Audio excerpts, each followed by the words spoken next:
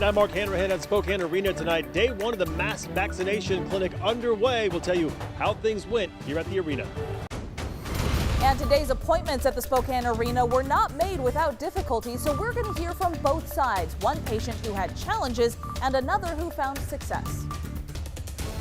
As more and more people showed up to the Spokane Arena, things turned from calm to chaotic. We hear from people who waited in the long lines. And I had a chance to talk with Spokane's regional health officer about our area's vaccine rollout so far. He told me how many doses of vaccine are expected to be distributed just this week. Snow fell this morning, stopped by mid-morning hours. I'll tell you when the next round of wet weather is headed our way. And good afternoon, everyone. Thanks for joining us on KREM 2 News First at 4. I'm Tom Sherry. Welcome, everyone. I'm Whitney Ward. And welcome, everyone. I'm Mark Hanrahan live at the Spokane Arena tonight. Day one of the mass vaccination clinic underway. I'll take a step out of the way here a bit. You can see the line of folks waiting to get inside of the arena to get their first shot. It's been a busy day here at the arena. I can tell you the traffic on West Boone Avenue to get in here, it's pretty backed up, so do anticipate that if you're headed this direction. As of 1 o'clock this afternoon, 300 people had received their first dose of the vaccine, and the appointments, they are all booked up for the rest of the week. This morning, more than 60,000 people tried to make an appointment, and we do want to remind you that Chaz Health is not accepting any walk-ups at the arena. You do need an appointment, and you must have an appointment in order to get that vaccine. If you have not already booked an appointment, there is no availability until Monday. Today was a big step for Spokane in the fight against COVID-19, but it wasn't without its hiccups. Once the Chaz site to sign up for the appointments was live at 9 o'clock this morning, the site did crash several times. Many people said they had difficulty accessing the site and making appointments. At one point, the site had a message saying, "Come back at 10:30 a.m.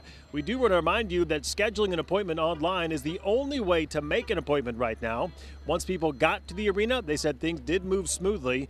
Then at around 12:30 this afternoon, lines started forming and vehicle traffic stretched into the streets surrounding the arena. That remains at this hour. The Spokane Police Department is helping with traffic at the surrounding intersections around the Spokane Arena. They sent out a tweet saying they are directing more resources to the arena. They say to avoid Boone between Washington and Monroe, and they ask that if you do not have an appointment, you don't need to go to the arena. Also yesterday, we mentioned that Chaz was planning to continue with the COVID-19 testing while the vaccination was going on. Well, today that just didn't work out for them, so they are no longer offering the COVID-19 testing here at the arena site in the parking lot. According to Chaz, testing was canceled at the arena to provide additional space and to support vaccine administration. Their statement said in part, quote, "We needed the opportunity to see how best to move people through the parking lot." According to the Spokane Regional Health District, other options for COVID-19 testing include Providence, Kaiser Permanente, Multicare, Rite Aid, and Walgreens. And you'll want to first contact your primary care provider to ask about getting tested for COVID-19. Well, today at the arena, to help make the vaccine process a little smoother, was the Washington National Guard.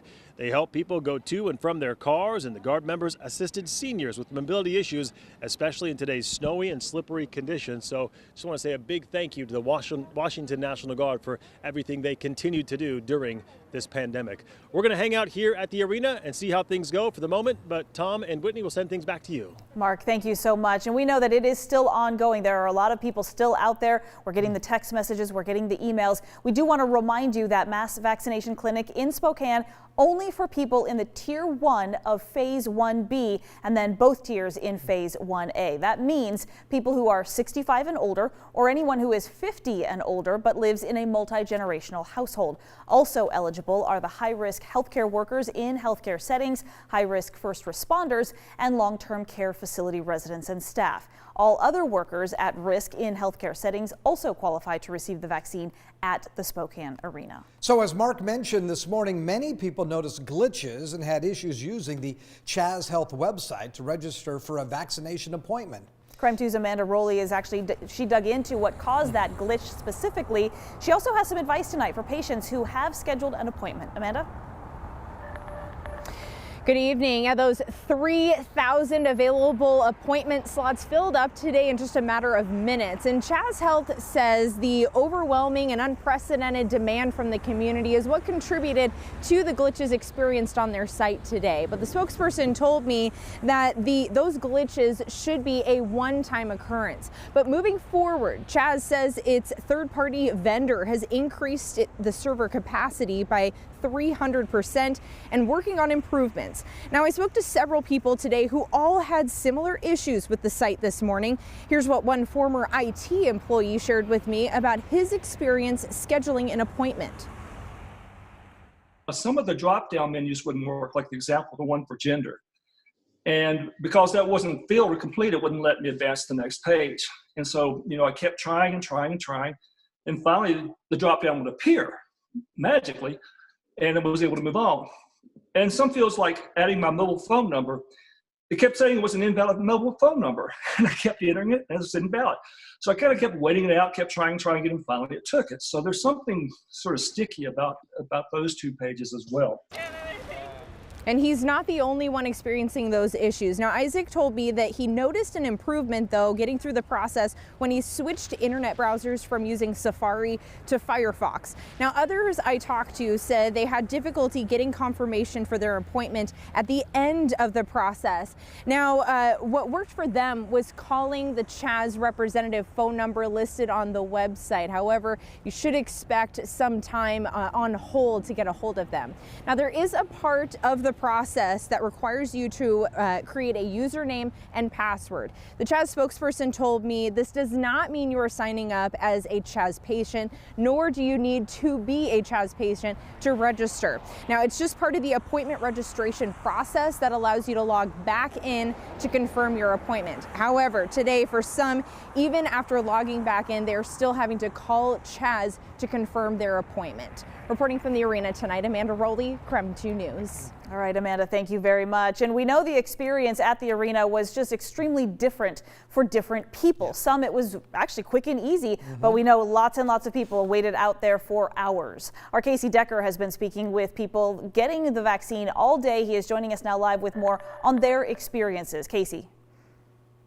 Guys, well, this morning when I talked to people, I heard basically the same thing over and over again, that the vaccine website, that appointment website was a disaster, but that once they actually got here to the arena, everything went well. Well, by mid-afternoon, really early afternoon, that had all changed dramatically. As volume started to increase, cars backed up not only throughout the lot, but into nearby streets. First, only 1 or 2 officers were doing their best to manage traffic. A Chaz worker would ask people if they had an appointment, but there was no verification we saw at the vehicle entrance. Some people waited over an hour just to get to the entrance. Others got in relatively quickly. But even after they had to wait in line to snake through the arena parking lot, and that line was pretty much universally an hour or longer, some people decided to just park elsewhere and then walk to the arena from there. That turned out to be a far faster option. About an hour and a half. About 2 hours. People cutting in front. Just a few people getting out of line to try to park somewhere else and just say the heck with it.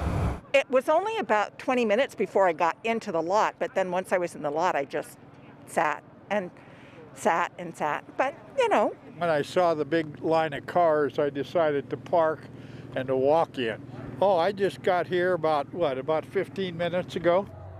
Now, the rule here has been no appointment, no vaccine. This morning, verification actually seemed relatively lax, but once volume picked up, things got strict. Workers were standing on the edges of the arena site, in the middle of the parking lot, and in that final line just outside the door. They have lists of names. If you aren't on the list, you don't get inside to get vaccinated. Some people came just with their face finder eligibility, or they signed up for a COVID test thinking it was the shot. Those folks were all turned away. Now, we did also hear of some people coming to the arena here with a screenshot with proof of their appointment, but they weren't on the list. It was unclear how that happened. It was also unclear whether or not they would be allowed inside to get that vaccine. Reporting live at the arena, Casey Decker, KREM 2 News. All right, Casey, thank you very much. Also today, I had a chance to talk with Spokane's Regional Health Officer, Dr. Frank Velasquez. I just wanted to talk to him about our region's vaccine rollout across the board. And he told me we have 3,000 doses just for the arena to distribute this week, then another 700 to 800, which are going for other locations within Spokane County. Many have criticized, though, the decision to hold this mass vaccination clinic inside of the arena instead of a drive-through setup, which many thought would keep people away from others who could potentially infect them with the virus. Here's what he said. Drive-throughs are very effective. We've done it. We'll probably do it again. But if you think about it, when you look at the 1B segment, it's people over 65. And when you get to people over 65, particularly those much older, we are careful about their safety. And being indoors is safer for being outdoors. If you think about it, the method being used at the arena is the sit-down method. So someone comes to them, and that minimizes the movement of people around so we can keep them socially distanced. And the reason for that is we do know that that population may have other limitations and want to make sure they're safe. What about the danger of being inside in a shared space where 3,000 people are expected to go through this week who could potentially have the virus? Right. So there's a traffic control of how do you get in, and that's why people have appointments. So at all times, there's a certain amount of control on how many people can be inside in one place at one time. He also said that each day they are going to be revisiting their policies and best practices and making adjustments as necessary.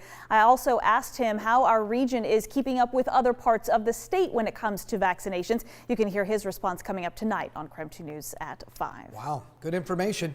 Well, if you'd like more on the mass vaccination site in Spokane, you can text vaccine to 509-448-2000. You can also use that same number to ask us any questions that you have about the vaccination site at the Spokane Arena. We know that there are still a lot of questions, and we again invite you to continue to ask them, because we are able to every day go to the experts and the people who are managing this mass vaccination site at the arena, and we can make sure and try to get those answers for you, because we know that there are a lot of individual situations out there. Yeah, and we haven't forgotten about our viewers over in Northern Idaho as well. We're trying to get as much information as we can about what's going on over there and how you're going to get vaccinated. And you would expect that as this process goes on in both states, we'll get better and better and better at it. Each and every day, absolutely. So let's hope for that. Let's hope for that.